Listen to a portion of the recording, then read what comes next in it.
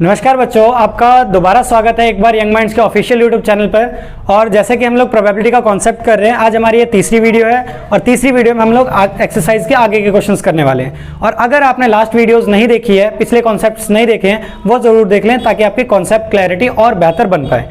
ठीक, तो आज हम स्टार्ट करने वाले हैं question number 3।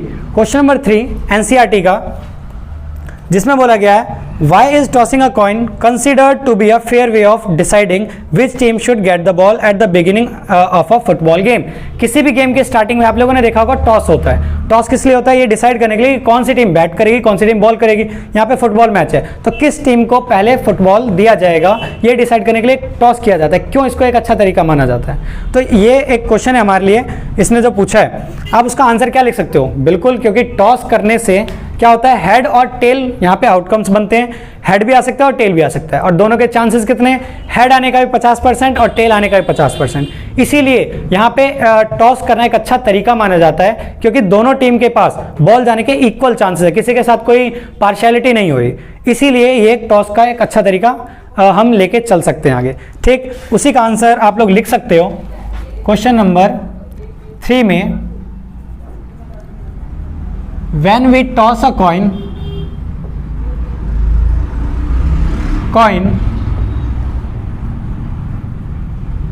there are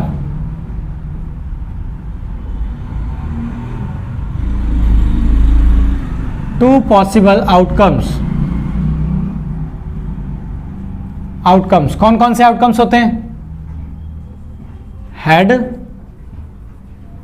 and tail. Head और टेल आउटकम्स होते हैं और दोनों के आने के इक्वल चांसेस है, यानी कि इक्वली लाइकली आउटकम्स है। And it is an equally likely outcomes. दोनों के आने के इक्वली चांसेस हैं, सो इट इज, सो यहां पे बोल सकते हो कि बोथ टीम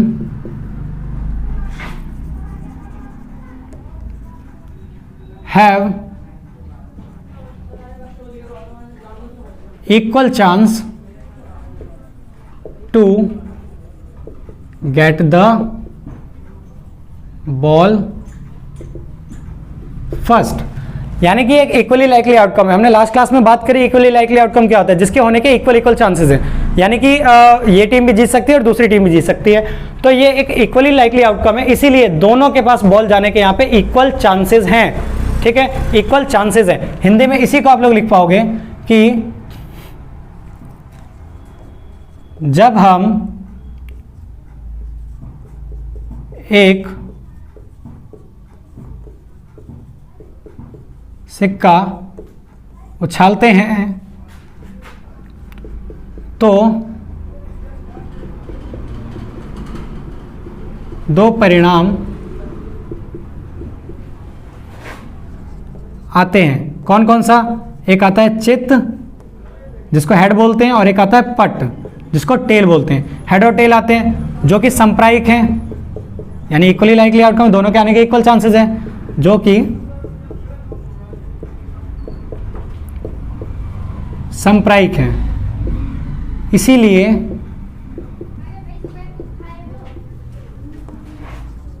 दोनों टीमों को बॉल मिलने की संभावना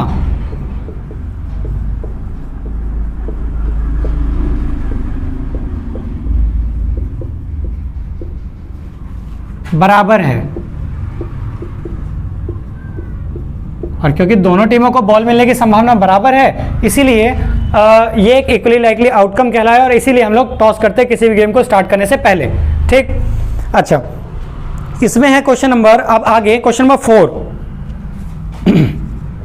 एमसीक्यू बेस्ड क्वेश्चन है। बोला है which of the following can not be a probability of an event. किसी घटना की प्रायिकता कौन सी नहीं हो सकती इनमें से? तो इसमें सबसे पहले बोला गया ए ऑप्शन है हमारे पास 2/3, बी ऑप्शन है हमारे पास -1.5, सी ऑप्शन है हमारे पास 15% और डी ऑप्शन है हमारे पास 0.7। अब अगर ध्यान दोगे यहाँ पे तो हमने, क्योंकि रेंज हमको मालूम है प्रोबेबिलिटी की, रेंज क्या होती है प्रोबेबिलिटी की, तो वो होती है 0 से बड़ी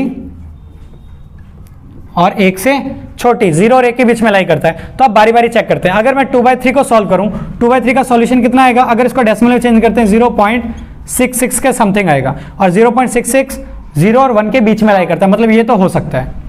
ठीक है, सी ऑप्शन पे आओ एक बार, बी को 1 मिनट के लिए पॉज करते हैं, सी पे आओ। 15%, अब बोलोगे हमने तो बोला प्रोबेबिलिटी 0 और 1 के बीच में लाई करती है, तो 15 है। ये 15 नहीं है, ये 15% है। परसेंट का मतलब 15 और अपॉन में 100, परसेंट का साइन अगर हटाता तो अपॉन में 100 आएगा, जिसको 0.15 के रूप में हम लिख सकते हैं। और 0.15 अगेन 0 और 1 के बीच में लाई करता है। अब 0.7 ये तो डायरेक्टली पता लग रहा है 0 और 1 के बीच में। और एक चीज और, सेकंड ऑप्शन में जो बी है प्रोबेबिलिटी नेगेटिव है, और हमने देखा 0 और 1 के बीच में होता है ना प्रोबेबिलिटी, नेगेटिव तो कभी हो ही नहीं सकती। तो इसी कारण से कभी भी प्रोबेबिलिटी नेगेटिव नहीं होगा, ये कभी भी किसी चीज की प्रोबेबिलिटी नहीं हो सकती। -1.5 कभी नहीं होगी। तो option B is correct. Next आ जाओ क्वेश्चन नंबर 5 की ओर।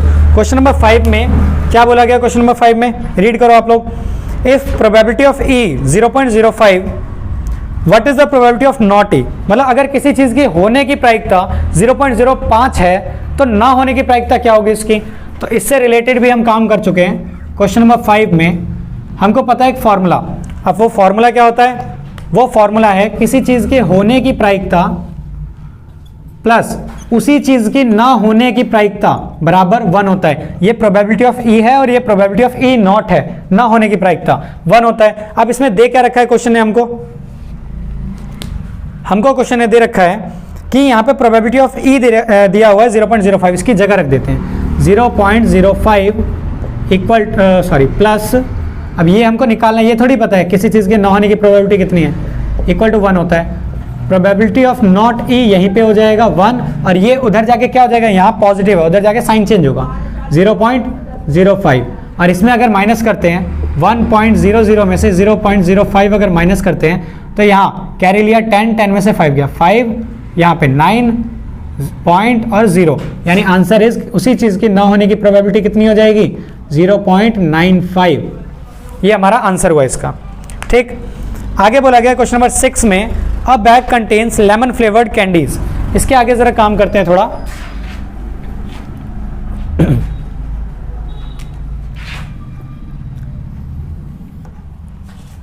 आगे बोला एक बैग में लेमन फ्लेवर की कैंडीज है, नींबू के स्वाद वाली सारी की सारी गोलियां हैं। Malini takes out 1 candy without looking into the bag. Malini एक लड़की है जो कि बिना बैग में देखे उसमें से एक कैंडी निकाल रही है, टॉफी निकाल रही है।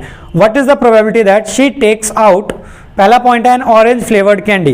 पहली बात तो क्वेश्चन नंबर हम करने जा रहे हैं क्वेश्चन नंबर 6, बैग के अंदर सारी की सारी नींबू फ्लेवर्ड की कैंडी है, ठीक है, लेमन फ्लेवर्ड की कैंडी है। अब बोल रहा है कि ऑरेंज फ्लेवर की कैंडी आने की प्रोबेबिलिटी क्या है। अभी जो पिछला हमने क्वेश्चन किया था इससे पहले वाली वीडियो में, जिसके अंदर कैरी बैग के अंदर सारे के सारे ब्लैक बॉल थे, व्हाइट बॉल आने के चांसेस कितने थे, 0 थी, क्योंकि वहां पे व्हाइट बॉल थे ही नहीं उसके अंदर। जब सारी की सारी कैंडीज हमारी लेमन फ्लेवर्ड की है तो ऑरेंज फ्लेवर्ड की कैसे आ जाएगी, उसकी प्रोबेबिलिटी क्या होगी। तो probability of getting a orange flavoured candy, orange flavoured candy कितनी आएगी, तो ऑरेंज फ्लेवर्ड की कैंडी हमारे पास कितनी है 0, और टोटल कितनी भी हो तो उसकी प्रोबेबिलिटी कितनी आएगी 0 ही आएगी। हिंदी में लिख सकते हो कि संतरे की महक वाली गोलियों की प्रायिकता, गोलियां आने के कितने चांसेस हैं, तो 0 चांसेस हैं, क्योंकि है ही नहीं। सेकंड पॉइंट में बोला गया लेमन फ्लेवर्ड कैंडी। अब क्योंकि कैरी बैग के अंदर एक जो कंटेनर है उसके अंदर सारे के सारे लेमन फ्लेवर्ड की कैंडी है, तो अब उसमें से कोई भी एक निकालूंगा मैं, एक बार निकालूंगा कौन सी आएगी, लेमन आएगी, दोबारा एक बार निकालूंगा दोबारा लेमन फ्लेवर्ड की आएगी, दोबारा लेमन फ्लेवर्ड की आएगी, यानी कितनी बार भी मैं निकालूं तो उसमें हमेशा लेमन फ्लेवर्ड की ही कैंडी आएगी, और उसकी चांसेस कितने हैं 100%, और उसकी प्रोबेबिलिटी की वैल्यू क्या होती है 1, यानी probability of lemon flavoured candy कितनी हो जाएगी, तो क्योंकि हर बार लेमन फ्लेवर्ड की कैंडी आएगी क्योंकि वही है उसके अंदर, तो 1 हो जाएगा। इसको लिख सकते हैं यहां पे नींबू के महक वाली गोलियां, नींबू के महक वाली गोलियां आने के चांसेस कितने हैं? तो चांसेस है 1 इसके चांसेस है, ठीक। अच्छा, नेक्स्ट क्वेश्चन पे चलते हैं, क्वेश्चन नंबर 7। क्वेश्चन नंबर 7 कहता है it is given that in a group of 3 students the probability of 2 students not having the same birthday is 0.992। कहने का मतलब 3 बच्चे हैं, 3 फ्रेंड्स हैं, उन तीनों में से किसी 2 का बर्थडे, जन्म डेट, जन्म तिथि एक ही दिन आने की प्रोबेबिलिटीज यहाँ पे बोला गया इस वाले क्वेश्चन में कि 3 दोस्त हैं, 3 दोस्त में से किसी भी 2 दोस्त का जन्मदिन एक ही दिन न आने की प्रोबेबिलिटी 0.992 है। कितनी है? तो प्रोबेबिलिटी किसी चीज की ना होने की, ई नॉट बोलते हैं ना इसको, कितनी है? 0.992 है, ठीक। अब बोला कि दोनों का बर्थडे सेम डेट में आने की प्रोबेबिलिटी कितनी हो जाएगी? ये सेम डेट में ना आने की प्रोबेबिलिटी है, तो सेम डेट में आने की प्रोबेबिलिटी कितनी होगी? तो जब भी आने और ना आने वाली बात आए तो एक फॉर्मूला अप्लाई होगा। कौन सा फॉर्मूला अप्लाई होगा?